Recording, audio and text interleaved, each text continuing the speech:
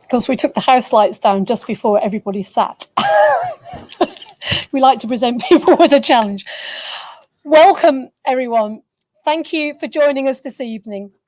I am Professor Karen Sayer, Professor of Social and Cultural History and the University Research Lead here at Leeds Trinity. It's my great pleasure to welcome you to Leeds Trinity tonight. And we're also joined by a number of guests watching this as a live stream, so welcome to you all. This evening, the university is very proud to present the second in a new series of inaugural professorial lectures, which will be hosted to welcome professors joining the institution and provide a platform for their research specialisms. This follows recent university investment by the university in its academic leadership and structures to support the university's strategic plan 2021 to 26. As some of you may be aware, research, impact and innovation is a key strategic pillar of this plan. Having gained university status in 2012, over the last 10 years, Leeds Trinity has built on its rich research culture in place since its 1966 foundation. Our world-leading university staff continue to contribute to our reputation for excellence in applied research and a research-led culture that enhances our students' learning experience. And our inaugural professorial lectures will give you a flavour of this. Before I hand over to Duncan Martin to introduce Professor Adams, please be aware that we are not expecting any fire drills, so if the fire alarm does sound, please use the fire exits to the side of the room and go to the nearest evacuation point. In addition, the closest toilets are just down the corridor, so please ask a member of staff if you need directions. After tonight's lecture, we hope you will join us for refreshments in the atrium. Thank you. And without any further ado, Dr. Duncan Martin. Thank you.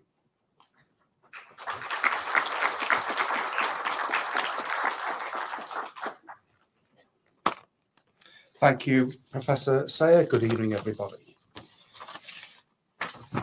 I am Dr. Duncan Martin, Interim Dean of the Institute of Childhood and Education, and I am delighted to be here with you tonight for the inaugural professorial lecture of Professor Kate Adams. It is my great pleasure to introduce Kate to you this evening. Kate is Professor of Education and joined the Institute of Childhood and Education at the university in September. Kate spent her childhood in the West Midlands, born into a family who believed in working hard. And so she did. Her late father was a scientist, an analytical chemist, but as much as her dad helped her with her chemistry homework, it was all to no avail, and she is rather embarrassed to admit to having failed her chemistry O-level. From a young age, Kate knew she hadn't inherited her father's scientific genes and clearly wasn't destined to be a scientist. From her mother, who is joining us online this evening, she inherited independence. Independence to make decisions about her career choices, but perhaps more importantly, independence of thought. At school, Kate was fascinated by subjects which introduced her to ideas, especially those which were unusual, different, and thought-provoking, irrespective of how conventional or unconventional they may be. Kate has never defined herself as religious, but an enthusiastic, newly qualified religious education teacher at her secondary school sparked an intellectual interest which was to shape her future.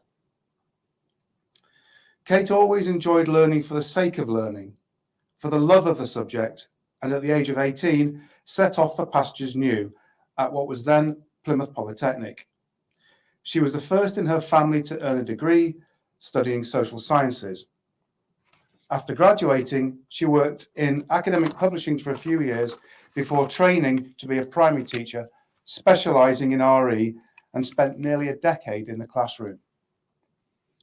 Whilst teaching, she won a Farmington Fellowship from Oxford University to undertake a piece of research relating to RE.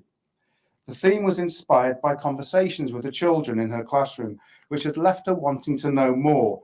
It seemed that research, something she knew very little about then, was the perfect opportunity to do so. For the fellowship, Kate explored children's dreams in sleep, which they believe have a religious and/or spiritual connection. The study changed the direction of her career. It quickly led to an offer of a PhD studentship at the University of Glasgow and also reconnected her with her former RE teacher. By this time, he had left the classroom and had become Dr. Bill Gent and a leading authority in the RE world. Kate was able to work with him in an editorial capacity for several years, and although he passed away recently, she will remain ever grateful for the influence he had on her. Kate worked part-time at the Universities of Glasgow, Strathclyde and Paisley during her PhD studies and returned to England to work at fellow Guild HE and Cathedrals Group universities. At Bishop Grosseteste University in Lincoln, she continued to hold on to her family's values of working hard. She pursued her research and teaching and earned promotions from senior lecturer through to reader, professor and head of research. Kate then moved to the University of Winchester, where she was professor and director of research and knowledge exchange before joining us at Leeds Trinity University. In this lecture, Kate will share key highlights from her research and their relevance to schools. The findings may or may not let you see children a little differently from the way you have before, but either way, enjoy the talk and please join me in welcoming Professor Kate Adams.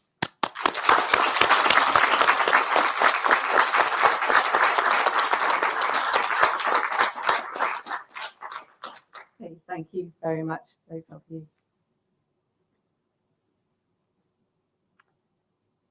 So this is Charlie, and Charlie loves playing outside. His favourite time of the year is the autumn, when he kicks around in the autumn leaves. But for Charlie, this is more than just a child who loves being outside. He feels a really, really strong connection with the natural world. And sometimes he tells his mum that he sees little people hiding in the grass and in the flowers. And when he turns round to go and talk to them, they disappear. And Charlie says they're playing hide and seek. His mum tells her friends about it, and she says, "Oh, my Charlie, he's got such a vivid imagination." But for Charlie, it's a lot more. Charlie feels very passionate about the world and the planet. And he says we have to save the planet from climate change, not just for us and not just for our pets, but also for those little people that sometimes he sees. Michael, at night, sits in his bedroom. He can often hear his parents arguing downstairs, and he tries to put his pillow over his head to block the noise out. But sometimes at night, Michael sees a little ball of light in the corner. And Michael says this is an angel.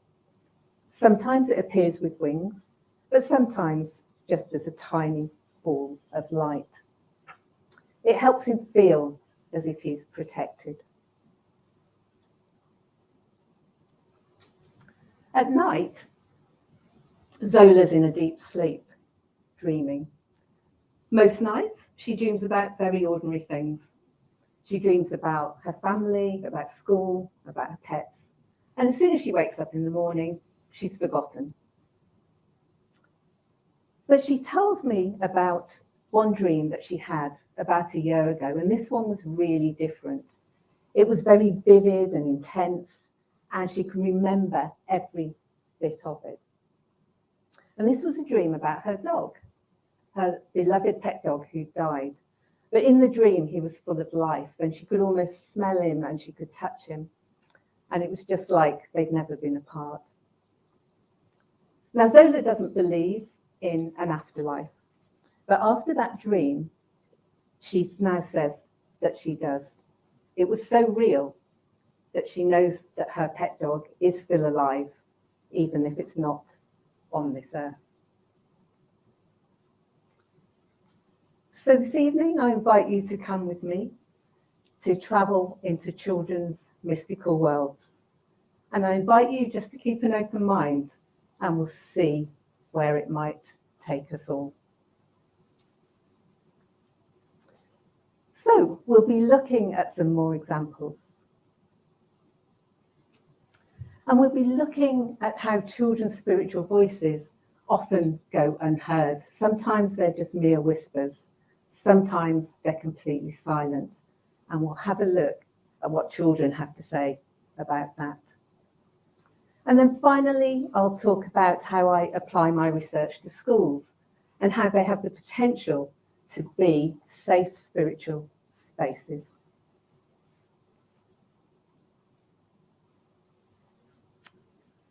So this was me when I was a child.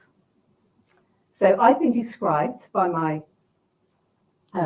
family and by my teachers as being a very serious child.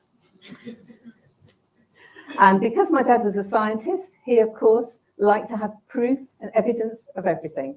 So he provided this photograph to prove how serious I was.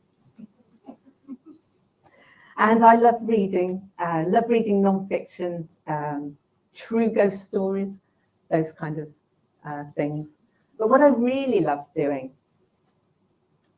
in the winter, in the dark nights, was to go outside into my garden with my dad's binoculars, with my torch, and with my books by Sir Patrick Moore on Teach Yourself Astronomy. And I was fascinated by the science of astronomy, but I was also drawn in by those much bigger questions. So I would sit there as a child and look up into space, and I would think about how small I was and how small our planet is. And I would wonder, can we be the only life form out in the universe? And if we are, what does that mean? And if we're not the only life out there in the universe, what does that mean? So I think, although it's tempting to say that my research career began when I got my Farmington Fellowship from Oxford, actually, I think it started a lot younger. So as I moved into my research career, this was the first book that I co-authored. And the first book that anyone writes holds a very special place in one's heart. And I'm absolutely delighted that Professor Richard Woolley is here this evening. So thank you so much for coming, Richard. Richard Brendan and I were at a conference, and we talked and talked. It was a children's spirituality conference that had quite a wide diversity of views being expressed, but we were all very much on the same page. And we came up with this idea and we brought it to fruition. Now, one of the most common questions we get asked, of course, is, well, what do you mean by spiritual? And that's something we covered in this book. So just for a little bit of context, other authors before us have talked about it being about the relational, about the connectedness, about identity, about who we really are. Our connection with other people, our connection with ourselves, our connection, like Charlie, with the planet, and of course, for many, a connection with God or the transcendent. Part of it is those big questions, and children ask them all the time, don't they? Very young children. Is there a God? What happens after we die? All those really big questions that often, as adults, we don't really want to confront.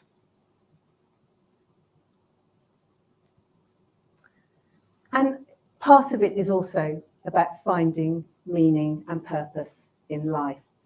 And the research has shown that often children do that in ways that are not actually in alignment with the way they've been brought up.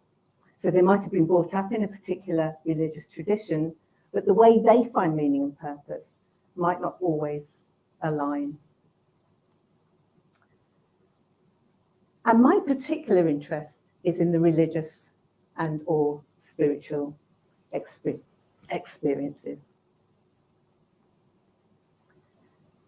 So I looked at those more in my next book, Unseen Worlds. So not just my research, but others as well, have shown that children very often say they see angels. This is often in the form of the angel with wings, as we saw in Michael's picture. And children often talk about them as being guardian angels. Sophie said to me that nearly every night as she goes to bed, she sees an angel sitting there looking after her.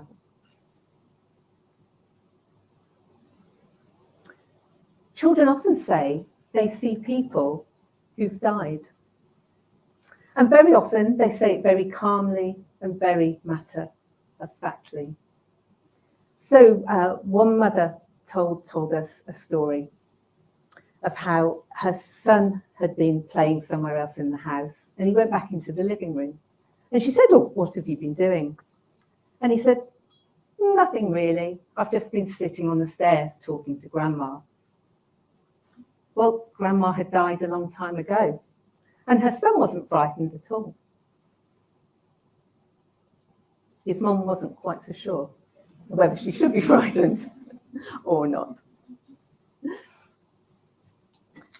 Near-death experiences occur when the body is pronounced clinically dead, but the body can be resuscitated.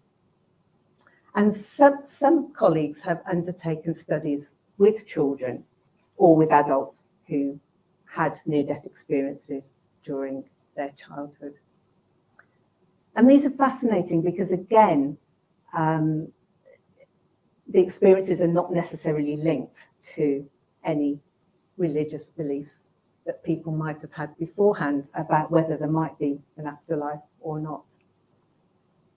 And Mawson Perry did some research with children not long after their near-death experiences, but then they went back to revisit them when they were adults. And while some of the adults then said it hadn't really made much of an impact on them, it was just something that happened to them in childhood, there were cases where they had the near-death experience that had a really transformative effect on them. One man said that when he'd had his near-death experience when he was about 9, he said it sorted his life out for him, and it made him focus on his schoolwork, and it made him work really hard.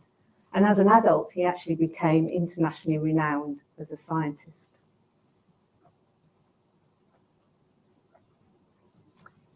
And memories of past lives.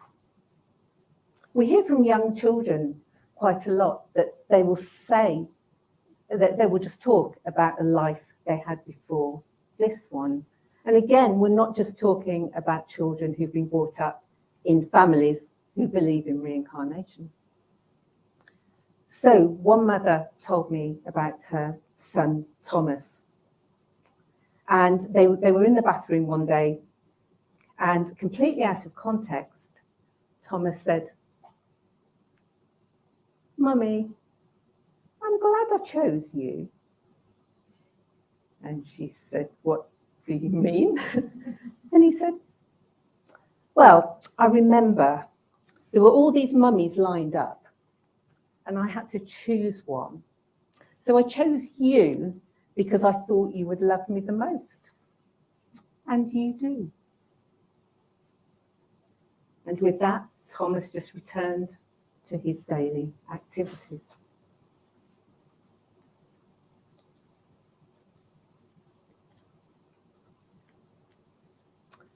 And just to note that although this evening everything you hear will be a very positive transformational experiences, we must just also note that there are times when these experiences are frightening, as what Marion D'Souza calls dark spirituality. So if we talk about dreams, then we also have to talk about nightmares. Now, in that book, which I wrote many years ago, I wrote a couple of paragraphs that I have been thinking about for the last however many years. And this is now turning into my new focus of research. So let's take Jack, the little boy with dark hair. So I wonder what you would say if Jack said that he had a friend. And he had a friend who was another boy called Ben, who was a similar age to him, wore similar clothes, liked playing the same games. But Ben looked different because Ben had blonde hair. Well, we'll probably call that an imaginary friend. Developmental psychologists have dominate this field, and they found that they're a very common occurrence across different cultures. And there are many benefits, socio-cognitive benefits of children having them. But I was very fortunate to work with two young graduate students, Emma Stanford and Harpreet Singh. And we've just written a theoretical paper arguing that we need to reconceptualize imaginary friends, or as they're largely called in the literature now, invisible companions.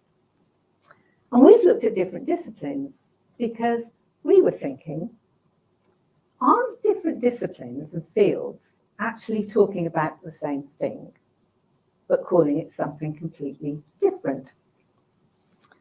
So we looked at bereavement studies, we've looked at psychiatry, and we looked at parapsychology, who talk about this phenomenon of seeing someone that no one else can see, but calling it different things. But all those are kind of Euro-Western views. And if we only look at those disciplines, we're not including Indigenous voices. So we've also looked at anthropology and religion and spirituality to see how else these might be conceptualized. So watch this space to see how that project develops. Now, children's spiritual voices do come across often as whispers. And often it's because we don't necessarily know what we're looking for, because we don't necessarily know what children find deeply meaningful, because there are a number of reasons we'll come on to as to why children might not tell us. And sometimes it's because perhaps we've not reflected on an experience we have to think that maybe to somebody else it could be transforming and spiritual. So for the next 8 minutes, I'm going to let you go into the world of children's dreams. This is a film made by Rob Ferrin. The children in the video are all actors, but they're all speaking the real words of children who I spoke to in the course of my research.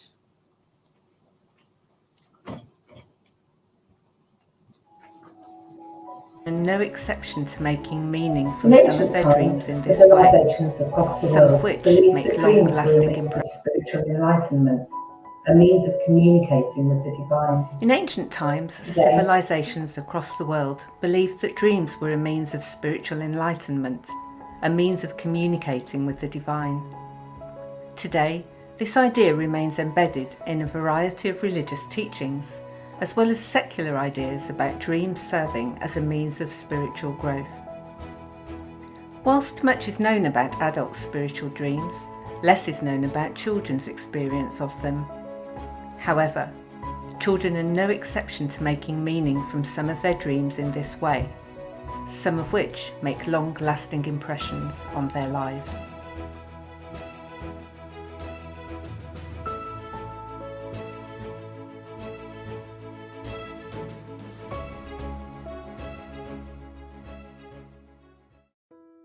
In my dream, I was going down the hill in my road, where I live on my bike. And the bike was going really fast.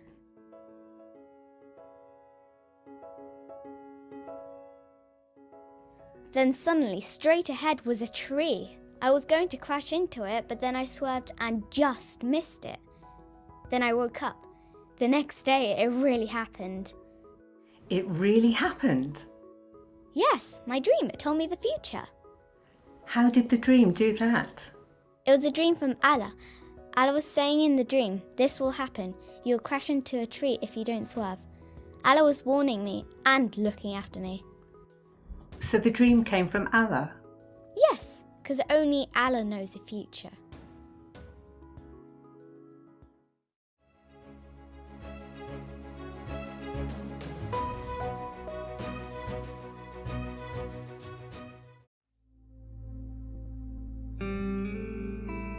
In my dream, I was floating in the cloud.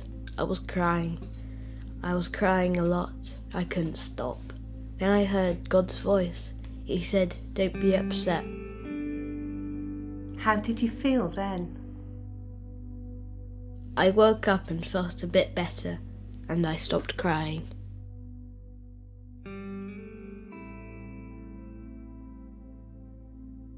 Why do you think you had this dream?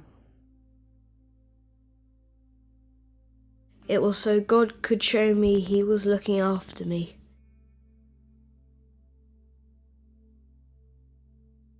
Did you tell anyone about this dream? Only my cat. He's my only real friend. He always listens and couldn't even argue with you about anything.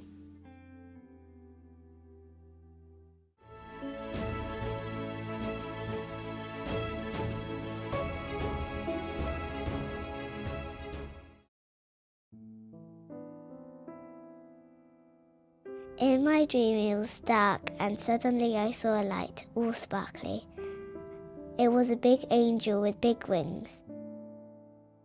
She smiled at me and said Nana was with her drinking a cup of tea and Nana was very happy. How did that make you feel? I was very happy because I knew I would see Nana again one day with the angels. She always drinks tea, but I don't like tea. It was a special dream.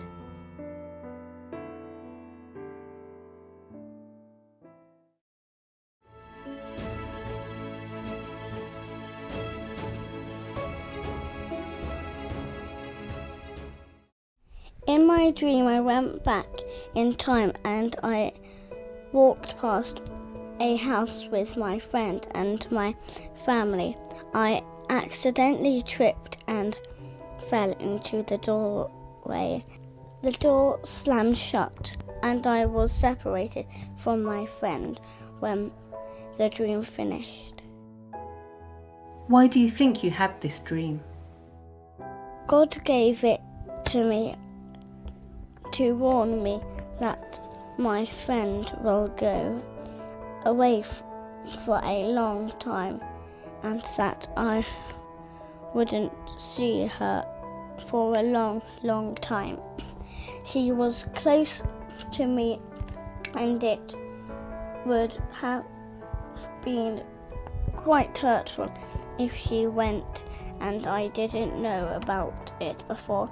So God sent it to me because He was sending me a message that she was going to go. How did the dream make you feel? I think it was meant to make me feel better so I wouldn't be so upset when she moved away, but it actually made it worse because I knew she was going to go and I kept thinking, are you going to go? And I started thinking about it a lot. Did you tell anyone about this dream? No, I thought everyone would think I was crazy, so I kept it to myself. If I if I said God gave me a dream, all my friends would laugh at me.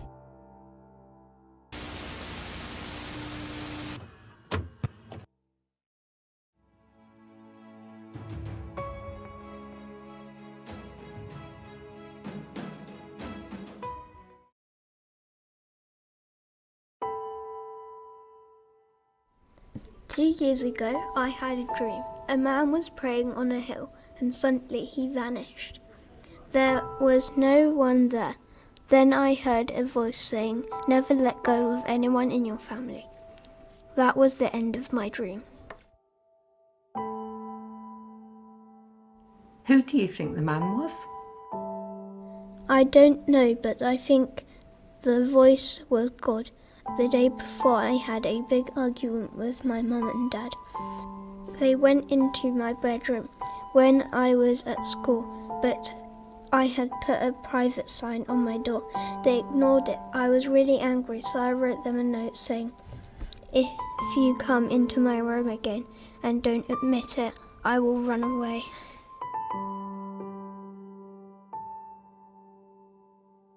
So why did the voice in the dream say, "Never let go of anyone in your family"? It was a reminder of like your mum made you so. You'd be very unwise to go away from your family. I still remember it. I tried to love my mum and dad more than I did then.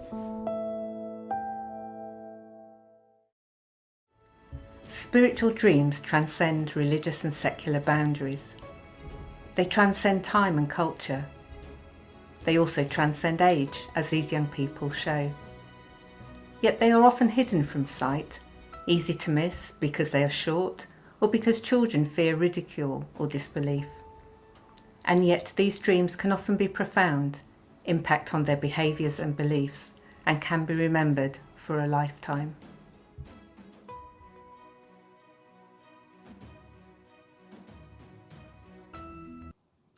So in that film, you heard Paul saying that the only person he told before myself as the researcher was his cat. And hearing those kind of things is quite emotional, and it's not a one-off either in my research or in my colleagues' research. Here's some examples of things that children have said to me. So when I went into a school to do research, Lucy said, "I would be crazy to tell anyone I had a dream about Jesus, because all my friends would say I was mad. So I told my teacher not to tell them I was coming to talk to you." And she wasn't the only one in school who'd managed to come and see me in subvertive ways. Tom said, "Dad said that when I see my deceased grandma, I'm imagining it, but I know she's really there." So often children talk about an intuitive knowing. They talk as well, obviously, raising questions about what is real and what is imagination. Sanjit said, "Mum's always too busy to listen to me." And Sophie, who saw the angel, said, "I told my mum I see the angel, but she didn't believe me. So I don't tell her anymore."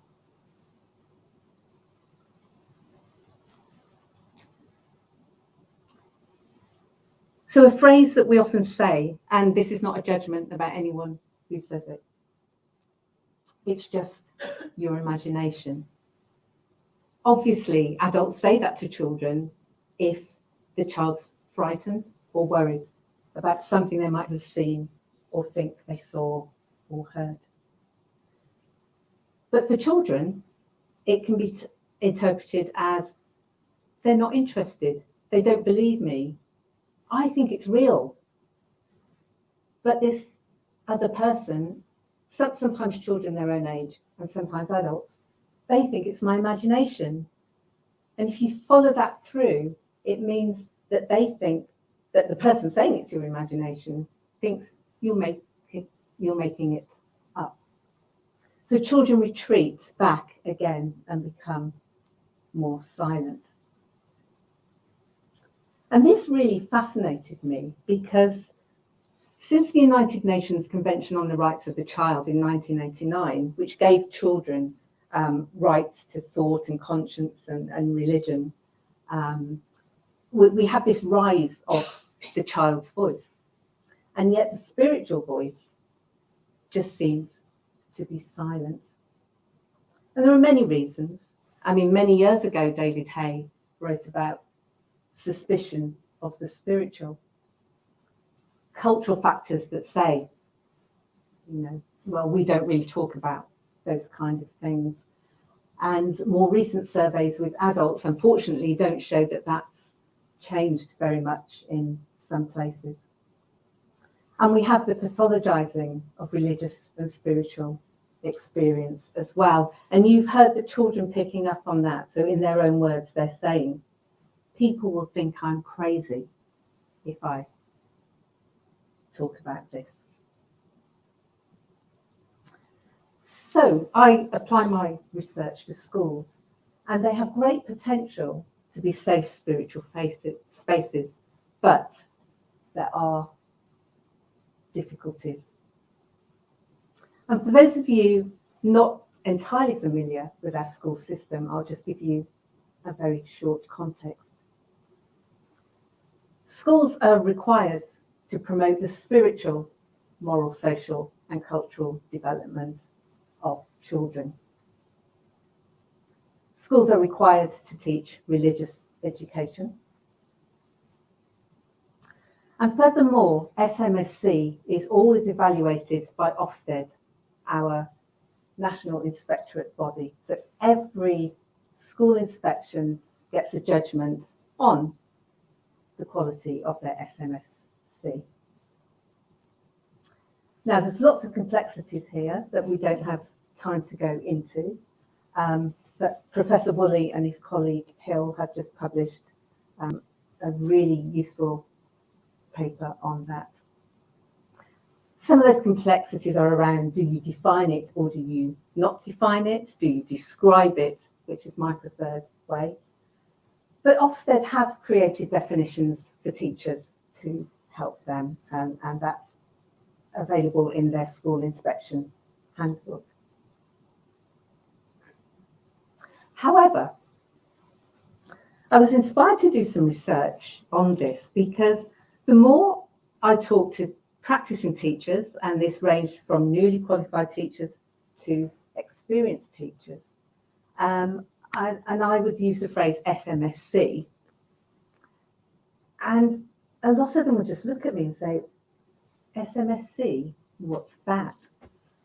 So that raised the question in me, are initial trainee teachers supported to understand SMSC? Because even if experienced teachers often didn't know. So I worked with Dr. Ruth Wills, who I'm delighted you're here this evening, and we worked with Janet Monaghan to do a survey of initial teacher trainers. And we had 31 providers very kindly responded to our survey. Now, there was no real surprise to find that of the S, the M, the S, and the C, it was the spiritual that people were least, it was least well understood. But the amount of time that they were able to give their trainees was varied. The most was 2 days in a whole teacher training course. But most gave only half a day, and that's half a day to the spiritual, moral, social, and cultural. And you could teach entire modules on all 4 of those separately. And 6 providers only spent 1 hour on SMSC. Now again, and the providers were telling us, we would love to do more, but we just don't have time. And that's partly because we're in a performance-driven education system that's about targets, particularly about educational attainment of children. So that raises questions for leadership in schools around SMSC. And I secured funding for 2 separate projects, one from Belmas and one by the Church of England. And in the Church of England study, we looked at a range of schools who placed holistic education very highly in their mission and vision. And we took them and we said, how do you keep SMSC on the agenda when you're in this performance-driven system? And what came out of it very much was that these school leaders held on to their values. They valued holistic education. And what came out of this wasn't something we actually had asked explicitly, but was also the concept of the whole teacher, that the teachers needed to feel that they themselves were being recognised as whole people, not just teacher. Because if the teachers don't feel fulfilled and nourished, then it's much more difficult for them, obviously, to help nurture holistic education, including the spiritual.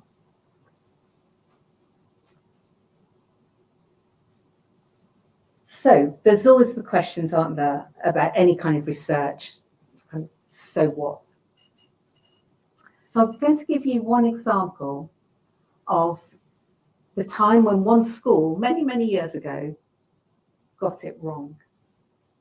And this was told to me by Matt, who was in his 40s. He was a teacher. He'd grown up in America, and outside his back garden, you could just see fields. And one evening when he was about 8 or 9, he was outside and it was dusk. And he looked up in the sky and he said, I couldn't believe it. I could see a city in the sky. It was like Jerusalem. And it wasn't pictures in the clouds that you see sometimes. It was different. And I remember running in and I said, Mum, come outside, come and look at this, look at something in the sky. And Mum was washing the dishes. And she said, yep, I'll be with you in a minute, Matt. And he ran back outside and it was still there. So he ran back again, Mum, quick, come out. And she said, in a minute. But by the time she got outside, it had gone. Now, Matt wasn't too bothered, actually, because the next morning at school, he knew that the teacher was going to do a session about what did you do at the weekend.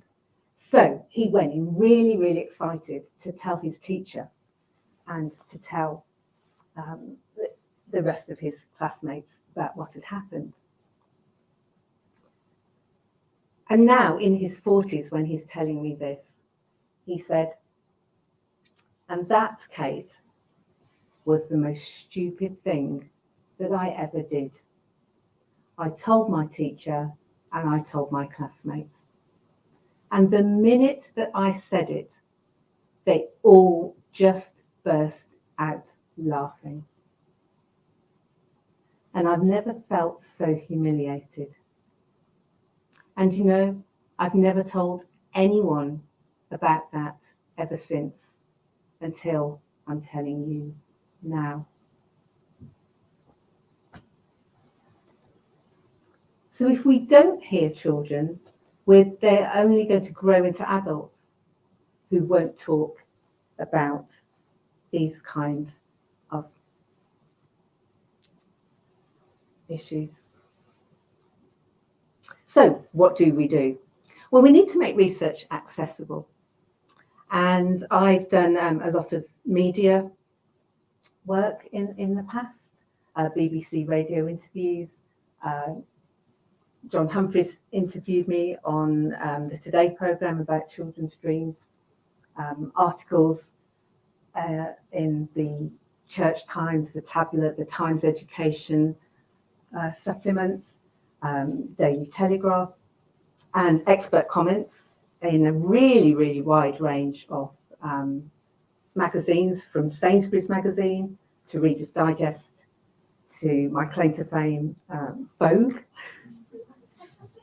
So that's the only way I will get into Vogue, but I've been there as an expert.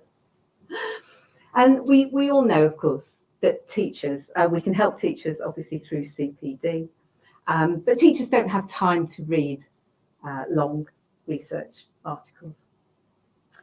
So some colleagues of mine, Liesbeth Broeman in the Netherlands, it was her idea. She's pulled together a fabulous team of editors to create a free online journal about children's spirituality to bring practitioners and researchers together.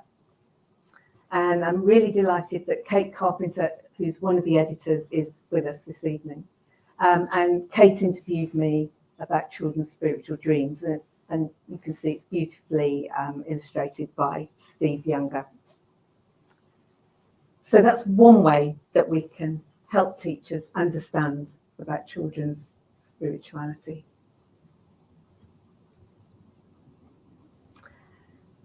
So to close this evening, or this part of the evening, I should say, maybe you'll see children differently. Maybe you already see these things in children. And we think of children, don't we, very much as they live in the present. They live in the here and now. And indeed, they do. And they do that very well. But at the same time, they also live in other worlds as well. It's almost as if they've got one foot in this world and one in others. And whether you think that's imagination, whether you think it's real, that doesn't matter. What matters is that children just want us just to listen to them. Thank you very much.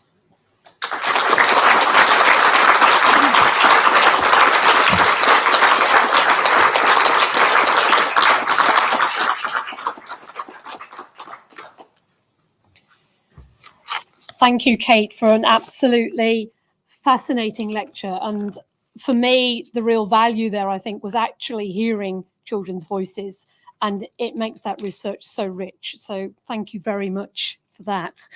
I do hope that you all enjoyed tonight's lecture online and in person.